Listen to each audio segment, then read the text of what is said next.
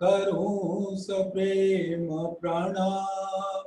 अशुभ हरन मंगल करन गणेश देव चंद्र जी नाम। श्री प्राणनाथ निज मूलपति श्री मेराज सुनाम। तेज कुंवर श्यामा योगल को पल पल करूं प्रणाम। पिया जी को पल पल करूं प्रणाम। प्रथम लागू दो चरण को धनिये न छुड़ायो खिन। लाख तले लाल मेरे जीव के जीवन। इन पांव तले पड़ी रहूं धनी नजर खोलो बातून। पलना वालू निर्गुण मेरे जीव के जीवन। मेरे जीव के जीवन। धामधनी अक्षरातीत के अति प्यारे लाडले सुंदर साथ जी, आपके चरणों में कोटान को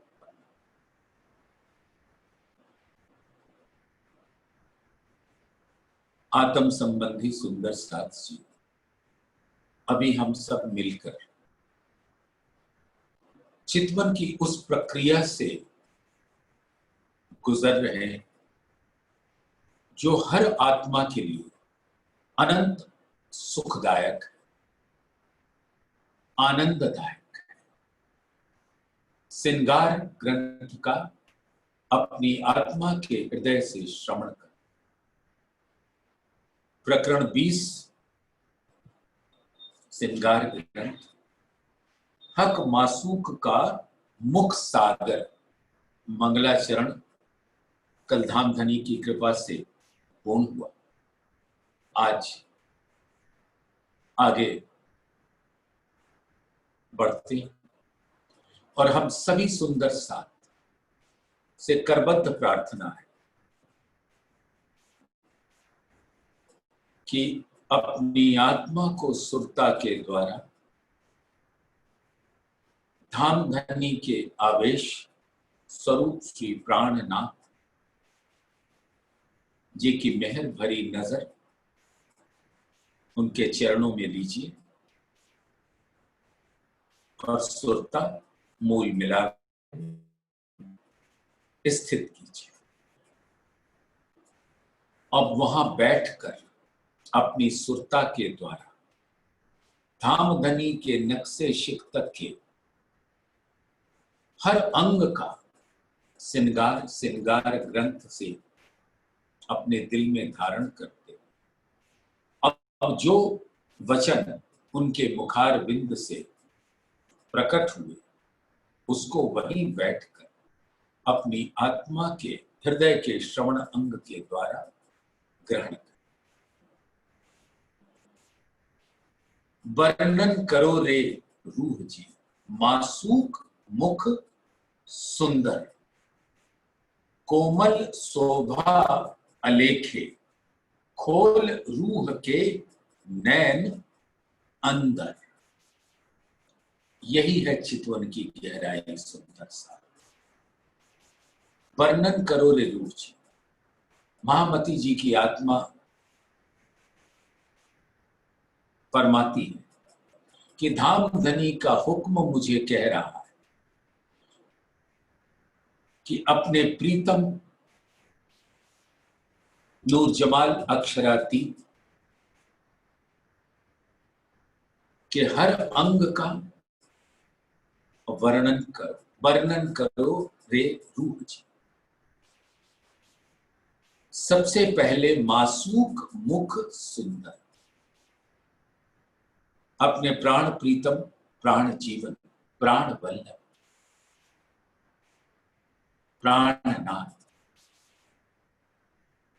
के मुखार बिंद का जो सुंदर में सुंदर है, उसके सौंदर्य की कोई उपमा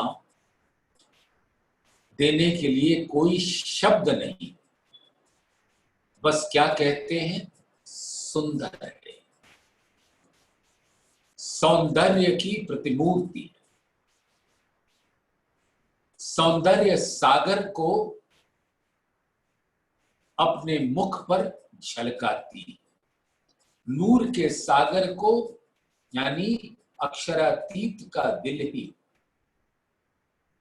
अक्षरातीत के हकीकत स्वरूप के मुख चौक पर झलकता है, अपने अनंत तेज सौंदर्य के साथ। कोमल शोभा अलेख, ऐसी सुंदर शोभा जिसको आज दिन तक इस ब्रह्मांड में काल कालांतर से, युग युगांतर से अनेकों बार ये ब्रह्मांड बना मिटा, लेकिन किसी ने अक्षरातीत के बारे में सुना तक नहीं, और उनके मुख के सौंदर्य का वर्णन करने के लिए कोई शब्द नहीं। उसकी कोमलता का वर्णन करने चले तो इस संसार में अधिक से अधिक एक नाजुक फूल की सुकुमारता, कोमलता, नाजुकी से अधिक कुछ नहीं होता। और वो फूलों की, गुलाब के फूल की पत्ती की जो कोमलता है, वो धामधनी के मुखार बिंद की कोमलता के समक्ष कहीं भी नहीं ठहरती। सो धामधनी की मुखार बिंद की शोभा जो आज तक किसी ने नहीं देखी, उसको धामधनी इंद्रावती जी के दिल में बैठकर अपने हुक्म से अपने ही मूल स्वरूप के मुख का वर्णन करते हैं। किस लिए करते हैं? कि हमारी ब्रह्म सृष्टियों को अपना मूल इश्क मिल जाए। सुंदर साथी, आपको मालूम कि धामधनी के नख से लेके शिख तक जितने अंग हैं, अंग देखे जेते सूरत के, राज्य के जितने अंग देखे सो तो सारे इश्क सागर। तो अगर इश्क में डूबना है तो धामधनी के अंगों को अपने दिल में बसाना ही होगा,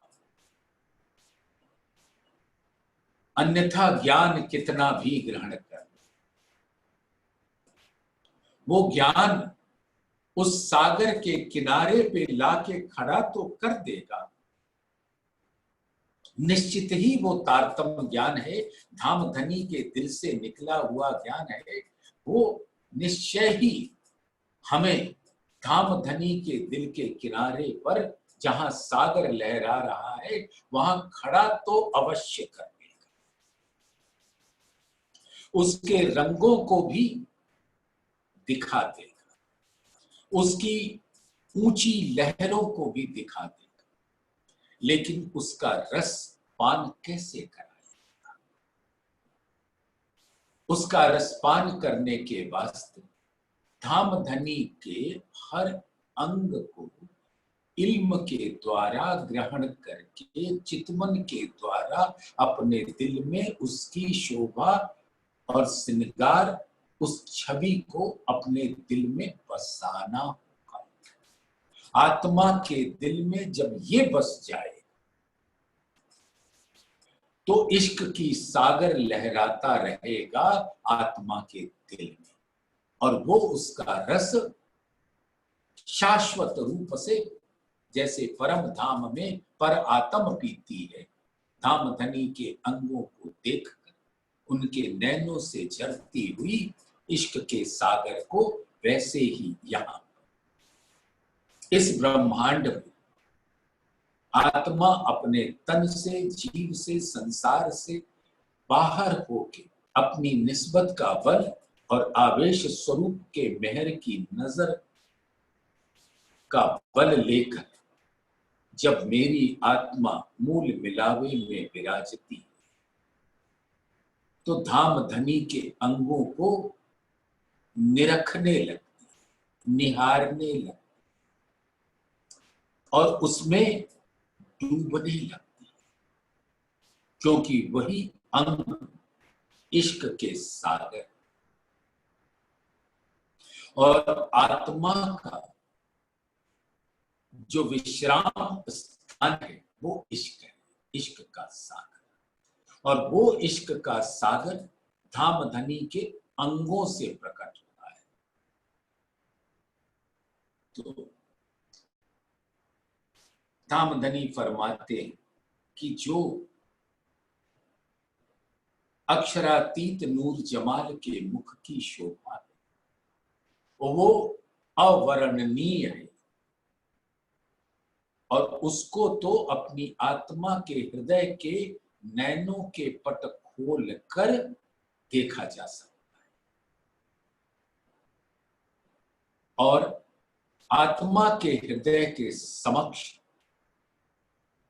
जो पर्दा है वो दो प्रकार का है। एक तो परम धाम में पर आत्म के दिल में जो खसम ने अपने हुक्म से उपजाया कि अक्षर का खेल देखना है और वो हम धाम धनी से कह बैठे। और उसके पीछे कौन है? अक्षरातीत का दिल। उस दिल से हुक्म की लहर पर आत्म के दिल में आई और पर आत्म ने उस हुक्म के वशीभूत होकर धाम धनी से अक्षर के खेल को देखने की मांग कर बैठी। अब तो पर आत्म का जो प्रतिबिंबित स्वरूप है वो धाम धनी के दिल में विराजती है। पर आत्म को इस घड़ी देख कौन रहा है? जो जगह है वो कौन है? अक्षरातीत, धाम के धनी। मूल मिलावे में पर आत्म का स्वरूप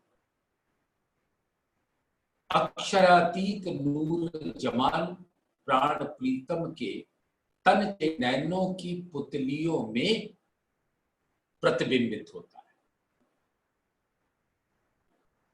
और वो नैन धाम धनी के दिल के दर्पण है। तो जो कुछ धाम धनी ने अपने नेत्रों की पुतलियों में धारण किया वो कौन? ब्रह्म सृष्टियां। और उनके नेत्रों में ब्रह्म सृष्टियां तो मूल तन चरणों में बैठी है और उसका प्रतिबिंब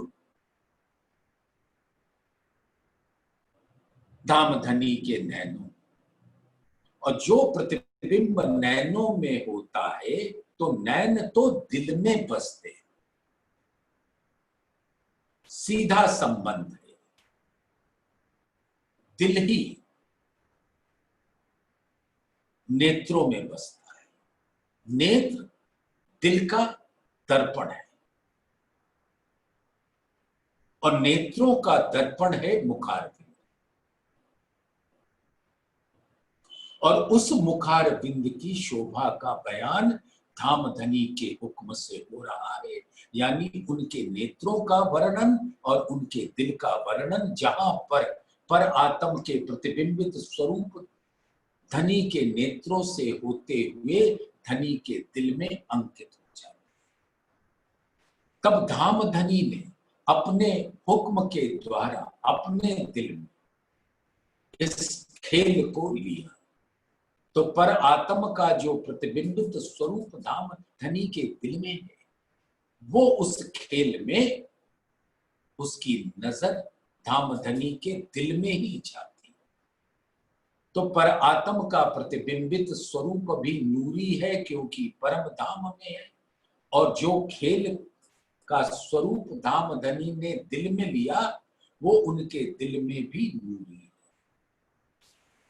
तो नूर की नजर नूरी उस धाम धनी के दिल रूपी पर्दे पर देखती। और धाम धनी ने क्या किया? अपने हुक्म से उस प्रतिबिंबित स्वरूप को धारण कराया और उस खेल को धारण कराया। और क्योंकि धाम धनी ने इस खेल को अपने दिल में लिया, वो अक्षर की नूर नजर तले अखंड होता है।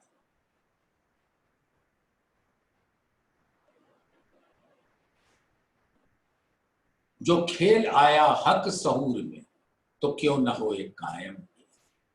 जो धाम धनी ने दिल में लिया, वो अक्षर की नूर नजर तले अखंड हो जाए।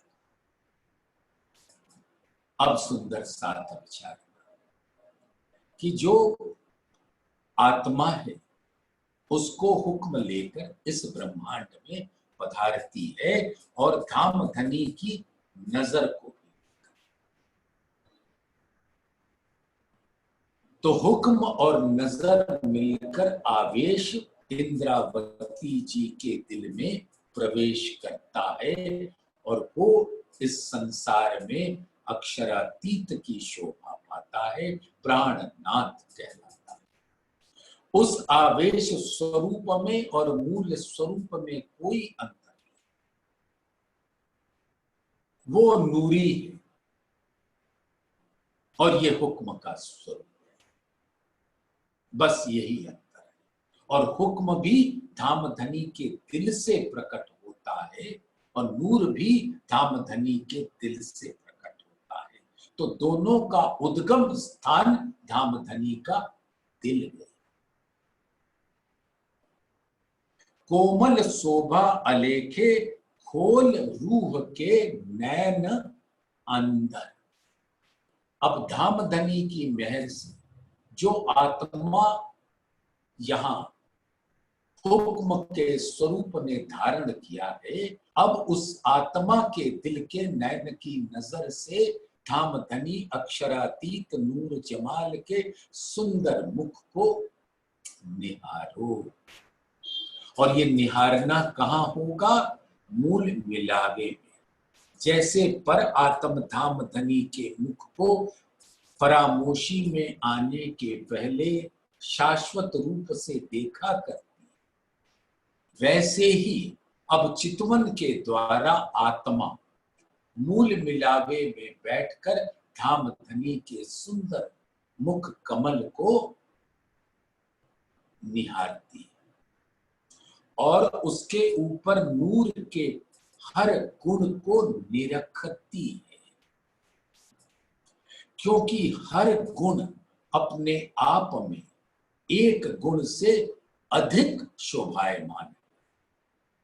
ये अधिक तो मात्र कहने की बात होती है, क्योंकि एक गुण के अंदर से जब नूर की अनंत रंगें प्रकट होती फव्वारे के जैसे, तो जैसे ही एक रंग को मेरी रूह देखती है, उस रूह के नैन के समक्ष अनंत रंग प्रकट हो जाते। इसको देखूं कि उसको देखूं, और हर रंग एक दूसरे से सरस बढ़िया। तो आत्मा अद्भुत, भौचक, अचंभित रहती, ऐसे नूर की रंगों को निहारते निहारते, उसको निरखते निरखते, हर गुण के, हर नूर के हर किरण में धाम धनी के दिल के जमाली के गुण व्याप्त है। प्रेम है, आनंद है, एकत्व है, सौंदर्य है, माधुर्यता है, शीतलता है, कोमलता है, चैतन्यता है, सुगंध, मेहर है। ये सभी वो जमाली के गुण हैं जो धामधनी का दिल है। वहीं से हुक्म प्रकट होता है और वहीं से नूर की किरणें, क्योंकि धामधनी का दिल ही नूर है, नूर की किरणें प्रकट होती हैं और हर किरण एक सुंदर आकार धारण कर लेती है। 25 पक्षों के रूप में, ब्रह्म सृष्टियों के रूप में, खूब खुशहालियों के रूप में, जवेरों की पुतलियों के रूप में, पशु पक्षियों के रूप में, हर रूप, पहाड़, जमी, आसमान, जल, तेज, वायु, सारे धामधनी के दिल से प्रकट होने वाली नूर की किरणें फव्वारे बनकर अनंत रूप धारण कर लेती और धामधनी का दिल उन सभी रूपों में लहराता है और हर उस रूप से धामधनी का दिल और उनका तन लीला मग्न हो जाता है। अनंत प्रेम की, इश्क की लीला विलास, यह हर घड़ी हर पल। तो अपने अंतर के नैनों को धामधनी की मेहर से खोलो सुंदर सा। हकीकत और मार्फत के ऐसे सुंदर स्वरूप को धामधनी के मुखार बिंद पर निहारो, निरखो, देखो और उसके अंग अंग से, नैनों से, नीलवट से, श्रवण अंग से, नासिका से, अधरों से, हरवटी से, गालों से इश्क का सागर बहता हुआ, लहराता हुआ दीदार। और एक एक लहर को, एक एक तरंग को, एक एक किरण अपने दिल के नैन से निरखो। ललित लाल मुख सागर, ललित यानी सुंदर, लाल धामधनी का मुख के रंग को, प्रधान रंग को लाल का, रूहों के मुखार बिंद की शोभा लाल कहलाती है, जिसका प्रतीक है नीर सागर, जिसका लहराता हुआ जल लाल होता है। वो लाली क्या है? धामधनी के दिल का, इश्क का, प्रेम का स्वरूप। लाली मेरे लाल की जित देखूं तित लाल, लाली देखन मैं गई, मैं भी हो गई लाल। जैसे ही धामधनी के अंगों के सानिध्य में मेरी आत्मा आती है तो मेरा रंग भी प्रेम का हो जाता है, प्रेम की लहर ही का मेरा स्वरूप हो जाता है। तो हर ब्रह्म सृष्टि के मुखार बिंद की शोभा प्रेम का ही प्रकट स्वरूप है। प्रेम और ब्रह्म सृष्टि में कोई अंतर नहीं, और ब्रह्म सृष्टि ब्रह्म में कोई अंतर नहीं। परिक्रमा ग्रंथ इस बात का की साक्षी देता है। ब्रह्म सृष्टि ब्रह्म एक है, सो तो वसत बसत वतन अभंग, अभंग है। ब्रह्म सृष्टि और ब्रह्म को कोई अलग नहीं कर सकता। वो एक तन, एक दिल, एक रूप, एक स्वरूप, एक रंग, एक रस। तो जो ब्रह्म सृष्टियां हैं उनके मुखार बिंद, उनके अंग अंग इश्क का स्वरूप है, लाल है, बहता हुआ लाल रंग। और हर ब्रह्म सृष्टि के मुखारविंद की शोभा नीर सागर में समाती है। और क्योंकि ब्रह्म सृष्टि ब्रह्म का स्वरूप है, तो सभी ब्रह्म सृष्टियों का मुखारविंद धामधनी के मुखारविंद का सिंगार बनती है। और क्योंकि ब्रह्म सृष्टियों का मुखारविंद लाल रंग का है, तो धामधनी का मुखारविंद भी लाल ही होगा, क्योंकि वो इश्क के उस सागर का रंग है जो धामधनी के दिल से लहराता हुआ सभी को परम धाम में आच्छादित करता है और सब उस प्रेम के रंग में झीलते हैं। ललित लाल मुख सागर। अब जो धामधनी का मुख है वो एक लाल सागर। नूर धामधनी का दिल है, तो हक के मुख का नूर जो सो नूरे सागर जान।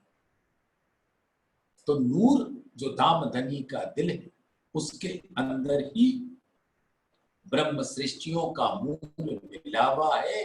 इसलिए नूर और नीर धामधनी के दिल में और उनके मुखार बिंद पर अरस परस हो जाता। ललित लाल मुख सागर कहूं अचरज के अद्भुत। अद्भुत शोभा है उसकी, अप्रतिम, अलौकिक, अवर्णनीय। शब्द नहीं है उसको प्रकट करने के लिए। तो रूहें जब मूल मिलावे में चितवन की अवस्था में धामधनी की मेहर से अपनी निस्बत के बल से उस मुखार बिंद को निहारती, उसके हर अंग को, हर रंग को, हर किरण को निरखती, तो वो अचरज में पड़ जाती है ऐसे अद्भुत शोभा को देख। ऐसी अप्रतिम शोभा है, सुंदरता है।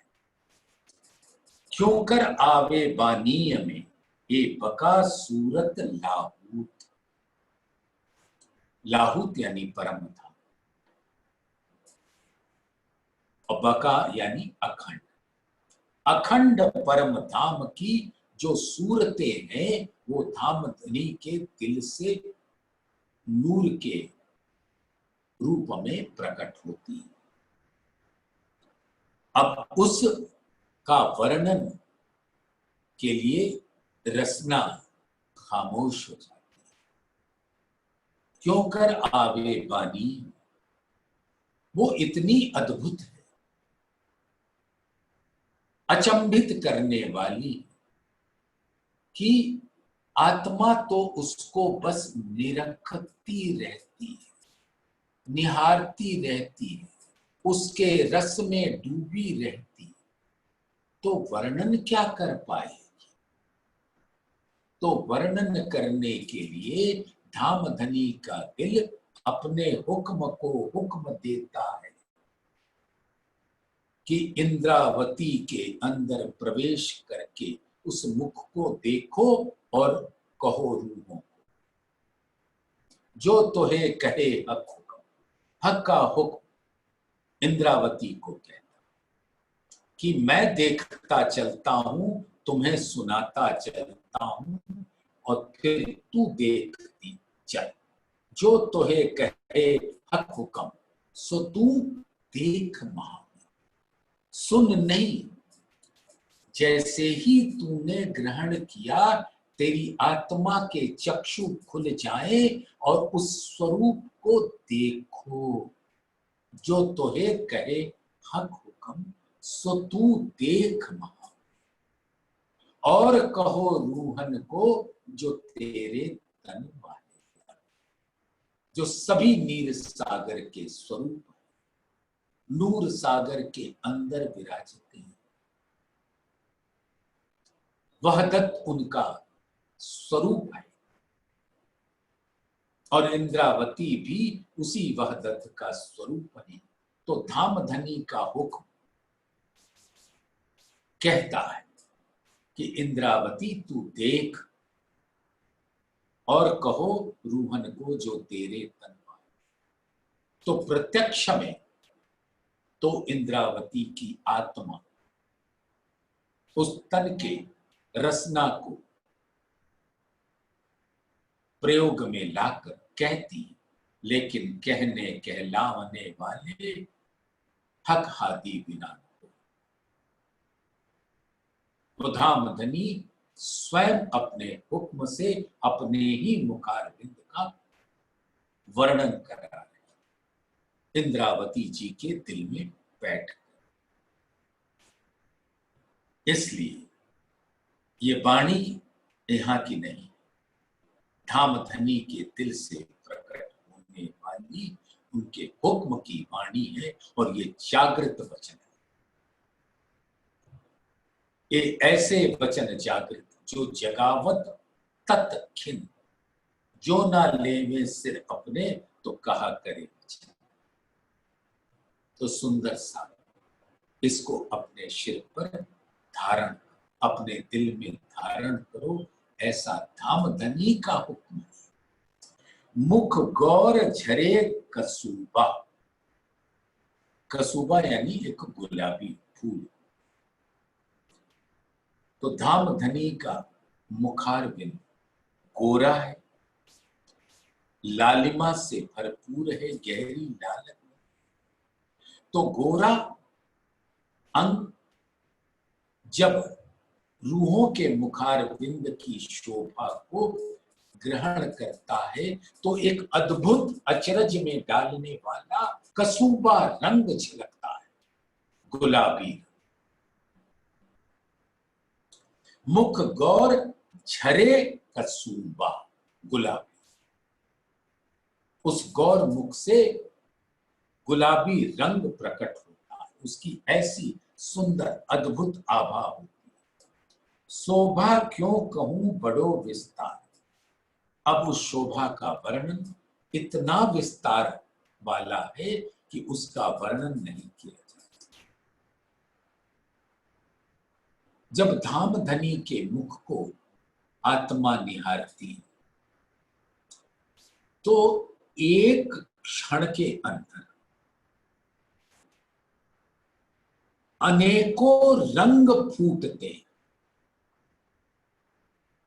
किस रंग को मैं देख पाऊंगी, किसको पकड़ पाऊंगी, पकड़ा नहीं कि उसका रंग बदल गया।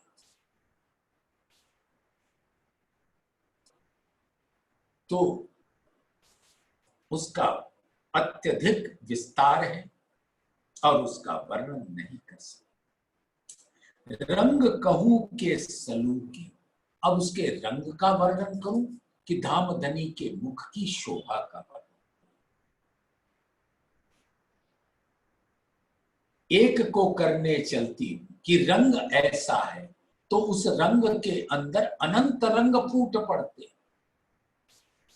अब एक एक रंग को का वर्णन करने चलती हूं तो वो कभी ठहरता ही नहीं। जैसे धामधनी की मेहर भी मापी तब जाए जब ठहरे, उसी तरीके से धामधनी का मुख भी मेहर के सागर के रंग, कुछ पकड़ में नहीं आता। रंग कहूं के सलूकी, ए ना आवे माहे सुमार, कैसे शुमार में ना, पकड़ में नहीं आता, ठहरता ही नहीं। एक रंग को मैं देखती हूं, उस रंग के अंदर धामधनी के दिल के अनंत रंग प्रकट हो जाते और उन रंगों की शोभा इतनी अधिक है कि जब मैं उसको उसके गुणों के संग निरखने लगती हूं तो मैं खुद ही वो स्वरूप हो जाती। मैं अपने आप को धामधनी के मुखारविंद पर देखती हूं, उनके मुख का श्रृंगार पर।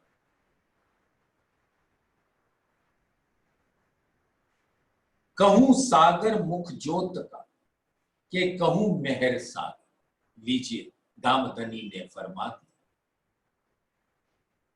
कि धामधनी के मुख के ज्योति का, तेज का, उस तेज को, उस नूर को सागर कहूं कि कहूं मेहर सागर। धामधनी का मुख मेहर का सागर है, नूर का सागर है, और उस मेहर का सागर कहते ही सभी सागर उसके अंदर झलकने लगते। क्या नूर कहो या नीर, क्षीर कहो या दधी, घृत कहो या मधु, रस कहो या सरस,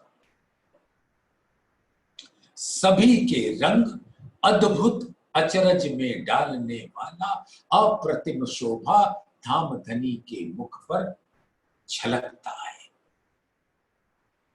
इसलिए सबसे आसान है,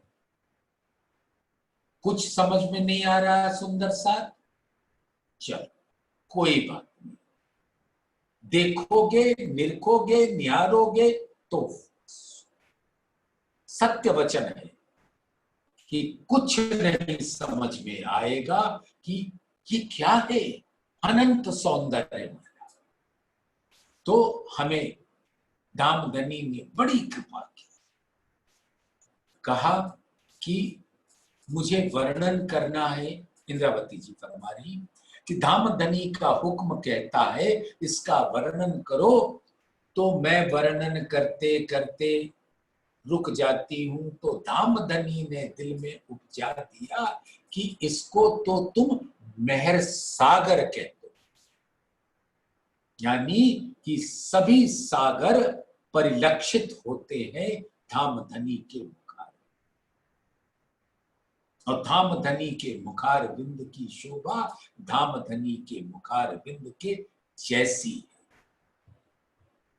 और वो मेहर का सागर है। के कहूं सागर कलाओं का, कला सुंदर सा विचार लो, अच्छा लगेगा।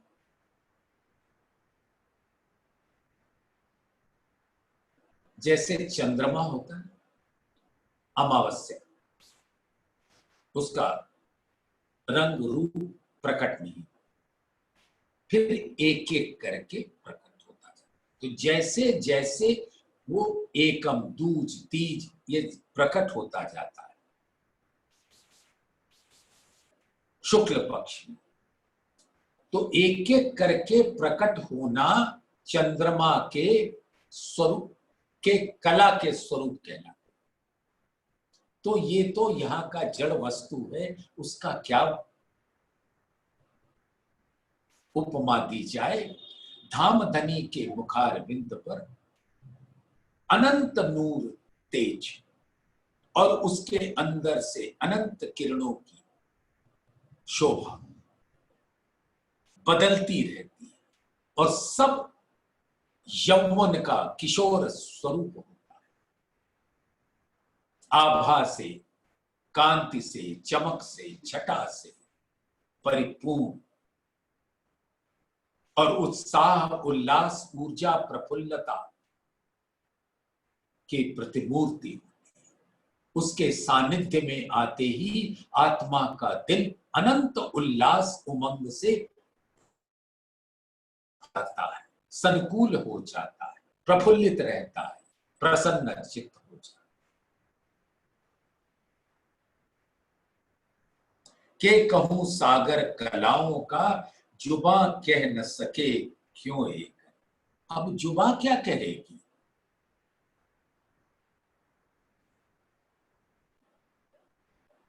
जो जागो सो देखियो, मेरी तो निशां। इंद्रावती जी फरमाती है कि अब इन वचनों से को लेकर आत्माओं जाग जाओ, जो जागो सो देखियो। ऐसी अनंत शोभा को देखने का सौभाग्य तुम्हें तभी मिलेगा जब तुम इन वचनों से जागोगी। जो जागो सो देखी मेरी तो निशा, मैं तो उस सागर का स्वरूप हुए के उस सागर में ऐसी डूबी कि मैं तो तृप्त हूं। जो रूह दिल लग ना आ वही, तो क्यों सके जुबां। अब जब रूह की नैनों ने उसका दीदार करना प्रारंभ किया, तो दीदार करते ही उसको उस अचरज में पढ़कर उसको निहारने लगी और दिल में इतनी उमंग आई कि उसकी हर किरणों को निरखने लगी। तो रूह के नैनों ने उस शोभा को अपने नैनों में बसाया। जो रूह दिल लगना आवन, और वैसे तो नेत्र दिल के दर्पण है, लेकिन नेत्र भी तो आत्मा के हैं, धाम धनी के अंग हैं। नेत्रों ने जब निहारना शुरू किया, निरखना शुरू किया, तो उसने कहा मुझे निरखने दो। ऐ मेरे प्यारे दिल, तुम थोड़ा रुक जाओ, मुझे प्यार से निरखने दो। निरख लूं तो तुम दिल में ले लेना, लेकिन पहले मुझे इसका रस पी लेने दो। जो रूह दिल लग ना आ वही, नैनों में ही रुक गया, दिल पे ही नहीं आने पाया, तो क्यों सके जुबां करे। तो अब जुबां उसका वर्णन कैसे करे, वो तो नैनों में ही रुक गया। के कहूं सागर कलाओं का, जुबां कह न सके क्यों एक कर। मुख चौक कहूं के चकना, मुख के अग्रिम भाग को मुख चौक कहते, जिस पे सुंदर हरवटी, लाल अद्भुत नासिका, गाल, श्रवण अंग, नयन कमल, पलके, भौहें, बरौनिया, भ्रुकुटी, नील, ये सारे मुख चौक के अंग हैं। मुख चौक कहूं के चकलाई, इन अंगों को धामधनी के मुख के चौक का अंग कहूं कि उसकी सुंदरता का वर्णन करूं। करूं तो क्या करूं के शीतल सागर सुख की शीतलता का ये सागर, यानी कि हर रूह जब उसके सानिध्य में आती है तो उसके दिल को करार मिलता है। मेरी रूह नैन की पुतली, तिन पुतलियों के नैन, तिन नैनन में राखूं मासूक को, जो मेरी रूह पावे सुख चैन, चैन यानी करार। तो जब मेरे नैनों की पुतली में आता है तो मुझे अनंत शीतलता के सुख का आनंद मिलता है। के कहूं सागर रस का, मेहर के रस का, अमीर रस, जिसके अंदर अनंत सागरों के रस का रस होता है। के कहूं सागर रस का, जो नूर जमाल का मुख, नूर धामधनी का दिल, जमाल उसके सौंदर्य का गुण। तो ऐसे नूर जमाल के गुण उस नूर की किरणों के साथ, लहरों के साथ, महर का सागर होए के धामधनी के मुख पर आभायमान होते हैं। के कहूं सागर तेज का, के कहूं सागर सरम, के नूर सागर कहूं बिलंद, के चंचल गुण नरम। बात सुंदर सा, उसको तेज का सागर कहूं कि शीतल का सागर कहूं कि शर्म का सागर कहूं। शर्म माने जो आशिक और माशूक जब दोनों एक दूसरे के नैनों में नैना डाल कर अपना प्रेम उड़ेलते हैं। आशिक जब उड़ेल रहा होता है तो माशूक उसको लेने में उसके नैन तिरछे हो जाते, जैसे श्यामा जी आधे घूंघट से धामधनी को अपने नैनों से तिरछे करके निरखती, निहारती। इस मधुर लीला को लज्जा वाला प्रेम की लज्जा का स्वरूप कहते हैं, जिसको यहां शर्म कहा। ये आशिक और माशूक के बीच की प्रेम की लज्जा है कि नूर सागर कहूं मिलन, ये धामधनी का दिल ही धामधनी के मुखार बिंद पर आकर प्रकट हो जाता है कि चंचल गुण नरम, कि हर घड़ी ये बदलता रहता है अपने रंगों की आभा को झलकाते हुए। कितनी इस मुख को कोमलता का स्वरूप दिखाता है। कहूं सज्जनता के सनकू, दोस्ती कहूं के प्यार, जो जो देखूं नजर भर, सो सो सो सब सागर।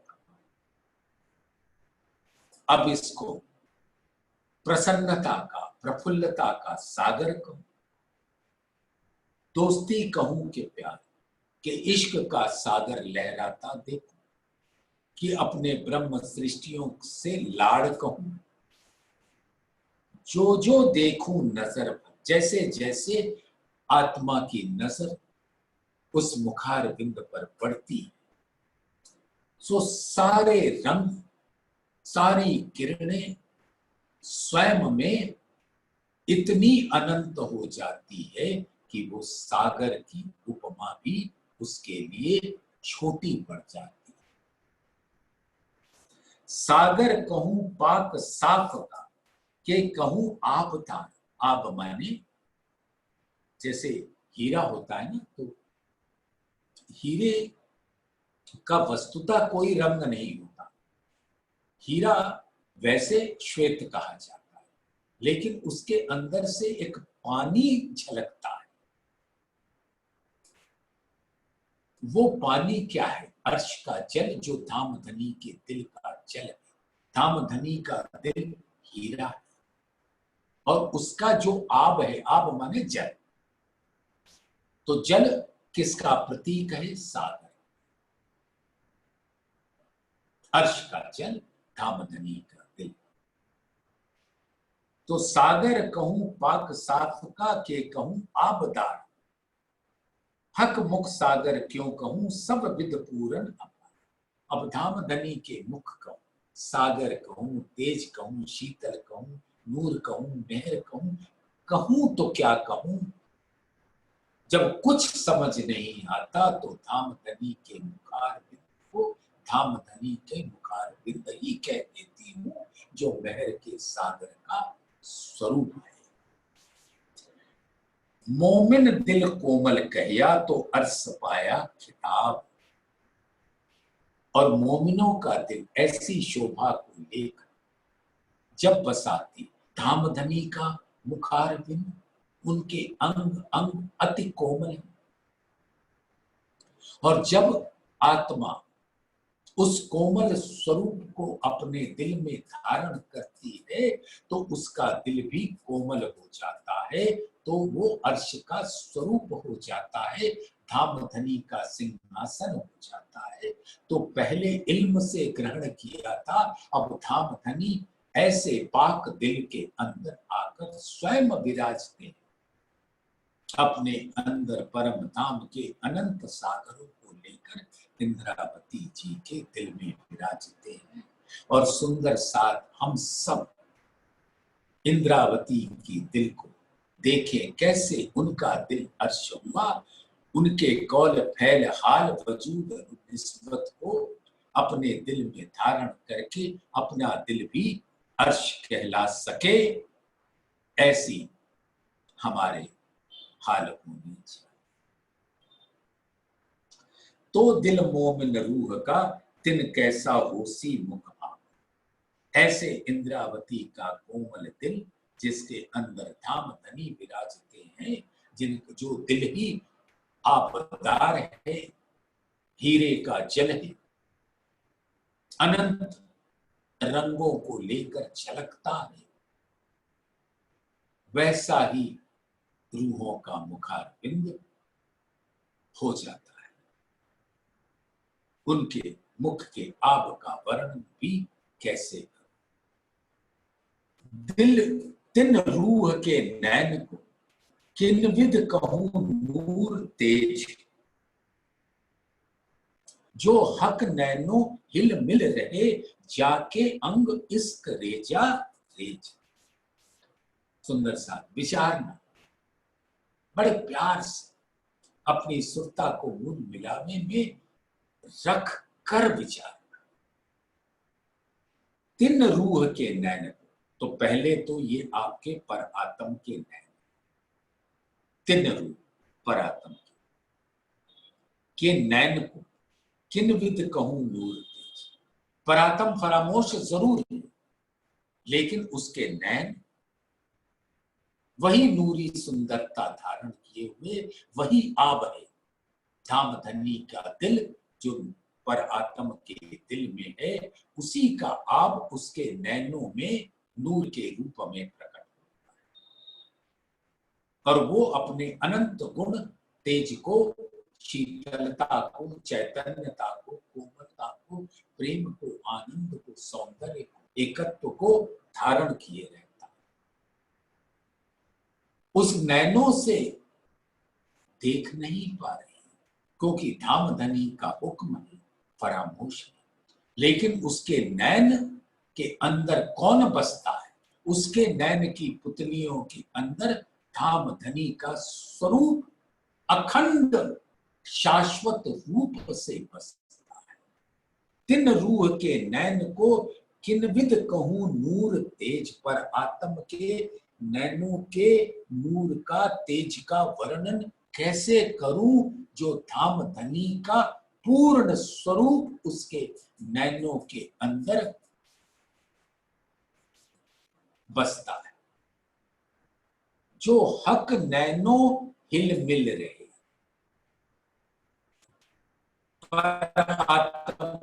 नैन और धाम धनी के नैन हिल मिल रहे, दोनों नैन एक दूसरे में, जरा ध्यान देना सुंदर सा, जैसे पहले भी वर्णन हुआ कि पर आत्म का स्वरूप धाम धनी के नैनों की पुतलियों में अखंड है, और धाम धनी का वो सुंदर स्वरूप पर आत्म के नैनों में अखंड रूप से विराजते हैं। इसी को कहते हैं जो हक नैनो हिल मिल रहे, दोनों के अंदर, आशिक के अंदर माशूक का स्वरूप और माशूक के नैनों में आशिक का स्वरूप, यही प्रेम का स्वरूप कहलाता है। जाके अंग इश्क रेजा तेज, और धाम धनी के अंग अंग इश्क के सागर हैं, वो इश्क का सागर धाम धनी के नैनों से होता हुआ, पर आत्म के नैनों से होता हुआ उसके दिल में पहुंचता है। फरामोशी तो दीगर बात है, लेकिन ये शोभा और ये रस, ये नूर की और इश्क की लहर तो अखंड रूप से बहती ही रहती है। अब आत्मा जब इल्म से धाम धनी के अंगों को अपने दिल में निहारती, चितवन की गहराइयों में डूबकर, जब भी मैं कहता हूं गहराई, उसका यही तात्पर्य होता है कि अपने शरीर से बाहर, जीव से विमुख हो, संसार से न्यारी हो, अपनी सुरता को मूल मिलावे में रख। और जैसे जैसे धाम धनी की मेहर से उनके अंग अंग की शोभा आत्मा के दिल में,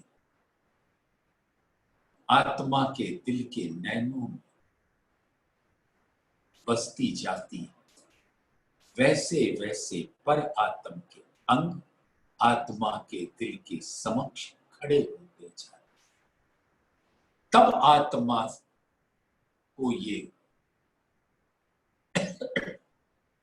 जागृत बुद्धि से ये समझ आती है कि मेरा स्वरूप तो हूबहू पर आत्म के जैसे। तब आत्मा उस पर आत्म का स्वरूप श्रृंगार धारण कर ले, जो मूल स्वरूप है अपने, जाको कहिए पर आत्म, सो पर आत्म ले के विलसिए संग खस। और आत्मा को इस स्वाद आत्म, अब जो इश्क का स्वाद आना है, मेहर के रस का स्वाद आना, वो कैसे आता है?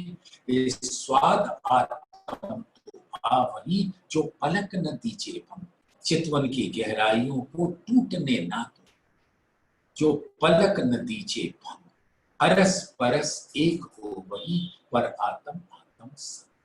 और जब दोनों एक स्वरूप होकर धाम धनी को निरखते, तभी इश्क का रस प्रवाहित होता है। जाके अंग इश्क रेचा रेच, तो पर आत्म के अंग अंग में इश्क बसता है। तो आत्म जब इस स्थिति में पहुंचती है तो उसके अंदर भी इश्क का रस पहुंचता है। ज्ञान के द्वारा स्वरूप को की समझ तो आ जाती, लेकिन चितवन की गहराइयों में डूबे बिना पर आत्म का श्रृंगार नहीं सज पाती। तो धाम धनी के अंगों का इश्क का रस का पान नहीं। तो सुंदर सा इस बात को अपने दिल में धारण करके उसके रस का पान करते रहे और धाम धनी की कृपा से इस चौपाई को आपके लिए, अपने लिए मैं एक बार दोहराता हूं। तिन रूह के नैन को किन विद कहूं नूर तेज, जो हक नैनो हिल मिल रहे, जाके अंग इश्क रेजा रेज, जाके अंग इश्क रेजा रेज। बोलिए श्री प्राणनाथ प्यारे की जय। धाम